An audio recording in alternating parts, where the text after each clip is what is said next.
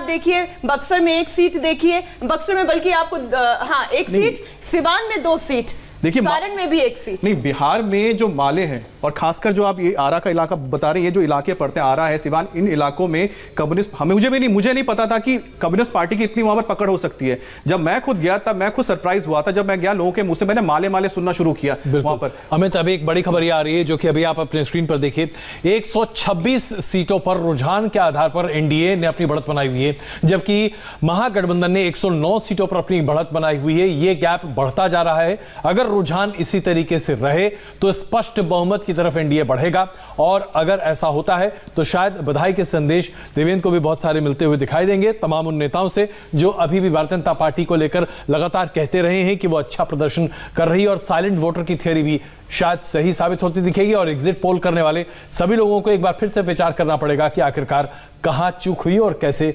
गलती हुई। लेकिन यह बिहार के मतदाता का रुझान अभी आपके सामने है। 126 सीटों पर एनडीए ने अपनी बढ़त बनाई हुई है।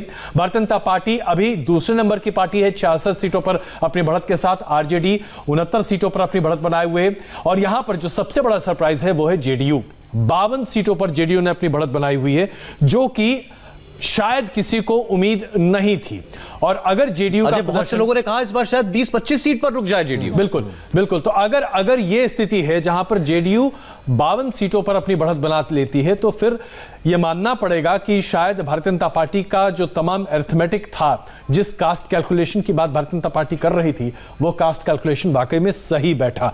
तो ये कई सारे प्रोबेबल्स हैं जो सामने हैं, और इसमें दरअसल 2 पार्टियों के बारे में सबसे ज्यादा चर्चा होगी, जेडीयू और कांग्रेस, कि कांग्रेस ने कैसे अपने आप को बचाए रखा, बजाय इसके कि वहां पर उनका फुट सोल्जर नाम का कोई भी आदमी नहीं है। आज कांग्रेस के दफ्तर के बाहर कोई भी आदमी नहीं दिखाई देता। इसके बावजूद वहां पर अगर 25 सीटें हैं तो बड़ी बात है, और जेडीयू की 52 सीटें अपने आप में बहुत बड़ी बात है। जी, लेकिन जेडीयू की खासतौर बात करें तो हार स्वीकार भले ही वो कर रहे हैं, लेकिन वो ये कह रहे हैं कि यहाँ पर प्राकृतिक आपदा है। हालांकि वो कोविड की वजह से कह रहे हैं हमारे, ये नहीं कह रहे कि तेजस्वी की वजह से हम हारते हुए नजर आ रहे हैं। अब यही थोड़ी सी कल केसी त्यागी से मेरी बात हो रही थी, वो इंडिया टीवी पर लाइव थे, और उन्होंने जिस तरह से बात की उससे स्पष्ट लग रहा था कि वो हताश हैं। मान चुके हैं कि जेडीयू की स्थिति बहुत अच्छी नहीं है, मान चुके हैं कि नीतीश कुमार जी को लेकर बहुत नाराजगी है। उन्होंने तो यहां तक कह दिया कि अगर स्पष्ट बहुमत नहीं आया तो नीतीश कुमार जी मुख्यमंत्री भी नहीं बनेंगे। ये उन्होंने कल कहा था। नीतीश कुमार के सीएम बनने की बात करें तो उनका सबसे कठिन मुकाबला है ये, और सबसे खराब चुनाव उन्होंने लड़ा है। आप नीतीश कुमार से ये उम्मीद नहीं कर सकते कि मंच पे नीतीश कुमार ये कहते हैं कि मैं विधानसभा में तेजस्वी के साथ तू मैं नहीं करता क्योंकि बच्चा। और उस आरजेडी के कार्यकर्ता के साथ आप मंच से तू मैं कर रहे हैं, एक बार नहीं बार-बार कर रहे हैं। तो ये चीज दिखा रहा था कि वो, आप एक देखिए मोमेंटम, कि कोई नीतीश कुमार ने कोई ऐसा इशू बोला हो जिसपे तेजस्वी को जवाब देना पड़ा हो। आप गए तो उनकी फैमिली पे चले गए, वो भी आपके उल्टे पड़ा। तो पूरा चुनाव ये पूरा बहुत खराब लड़ा है। नीतीश कुमार ने अपने अभी तक के एस्टैब्लिश्ड नेचर के खिलाफ जाकर इस पूरे चुनाव में अपने आप को प्रस्तुत किया।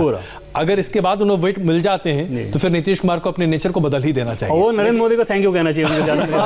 243 ट्रेंड्स हैं, 127 एनडीए, 108 आरजेडी, 5 एलजेपी, 3 अन्य। तो बहुमत से 5 सीट ज्यादा पर इस वक्त लीड कर रही है एनडीए की टैली, 127 पर लीड कर रहे हैं, और 108 पर आकर रुक गई हैं RJD plus Congress plus left पार्टियां, और एलजेपी 5 पर है। तो रुझानों में एनडीए को बहुमत मिल गया। अब सवाल यह है कि यह लीड बरकरार रख पाती है एनडीए या नहीं, क्योंकि अभी 3 घंटे की वोटिंग हुई। आमतौर पर ये आम हालात में गिनती चल रही होती तो हम कहते कि ये काफी कंसोलिडेटेड टैली है, लेकिन क्योंकि कोरोना की वजह से अभी फिलहाल नहीं कहा जा सकता। कई जगहों पर बहुत शुरुआती गिनती चल रही होगी, कई जगहों पर जैसे अभी अजय बता रहे थे मुजफ्फरपुर में 11 राउंड तक वोटिंग हो चुकी है, और हाजीपुर में 12 राउंड की काउंटिंग वहां पर चल रही है, और वहां पर बीजेपी के प्रत्याशी अवधेश सिंह 5800 वोट से आगे हैं।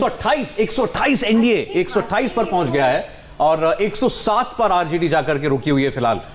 5 एलजेपी, 128, 106, 5 ये फिलहाल आपके सामने है। और रुझानों में आप देखेंगे कि एनडीए को दलित और महादलित वोट मिलता हुआ दिखाई दिया है। ये नीतीश कुमार वोट है, ये नीतीश कुमार से ज्यादा मोदी का वोट है। ये मोदी का वोट है। ये जो नहीं नरेंद्र, इसमें देखिए हम एक बड़े पिक्चर की बात करें तो जाहिर से बात है बड़ी पिक्चर की, लेकिन अगर आप कास्ट कॉम्बिनेशन की बात करें, कास्ट कॉम्बिनेशन जी, हम अगर एक करके चलें, अब अगर हम उन सीटों की बात कर रहे हैं आपके सामने, बिहार की वो सीटें स्क्रीन पर जहां पर मुस्लिम आबादी 10% से ज्यादा है, मुस्लिम वोट 10% से ज्यादा है, और वो वोट किस ओर गिरा होगा ये तो किसी का भी अंदाजा है, लेकिन उसका असर आपको दिखाई देगा। सुरभि और अमित तक में लेकर चले। बिल्कुल। और यहां पर अगर खास तौर पर अजय जी इस बात को आप अग्री करेंगे कि बीजेपी कहीं ना कहीं गेन करती हुई नजर आ रही है, अगर मुस्लिम वोट पे भी बात करें तो ये जो टैली इस वक्त हम देख रहे हैं वहां पर बीजेपी कहीं ना कहीं ओवरऑल गेन करती हुई नजर आ रही है। हालांकि एक पारंपरिक वोट मुस्लिम खास तौर पे बात करें तो वो हमेशा आरजेडी का साथ देता हुआ नजर आ रहा है इस टैली के अनुसार भी। क्योंकि 60 सीटें हैं, 60 सीटें हैं, 18 बीजेपी।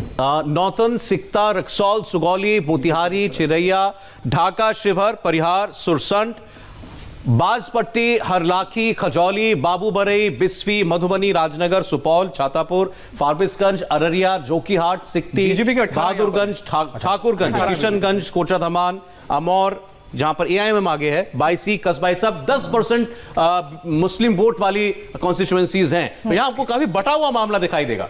कोशिश भी यही थी कि उस वोट को बांटा जाए और ओवैसी जब मैदान में आते थे तो उनकी यही कोशिश होती थी कि इस वोट को अच्छी खासी तरह से बांट दिया जाए। लेकिन जो मैं बार बार बात दोहरा रही हूं उसमें यही नजर आ रहा है कि एक पारंपरिक वोटर आरजेडी के साथ अभी भी यहां पर नजर आ रहा है, जिसने हमेशा विश्वास दिलाया। लेकिन यहाँ पर जैसे बोचा का सीट है, इसके अलावा यहाँ पर मोतिहारी जो बीजेपी की सीट वो लूज कर रहे हैं, लेकिन चंपारण के काफी है, पूर्वी चंपारण और पश्चिमी चंपारण वोट बट के बीजेपी की तरफ ही आया है। वहां पर जो वोट है, जैसे कि अजय जी ने बोला था, वहां पर मेरी कुछ मुस्लिम लोगों से बातचीत हुई थी, उन्होंने बीजेपी के हक में बात की थी, बहुत सरप्राइज हुए थे। लेकिन अब सरप्राइज इसलिए लगता है क्योंकि इस इलाके में जो मुस्लिम वोट है वो जेडीयू के नाम तो बीजेपी के नाम हो वो जाता है। अमित, इसमें बिहारीगंज सरप्राइजिंग है, सिंहेश्वर सरप्राइजिंग है, गोड़ा बोराम इसमें सरप्राइजिंग है।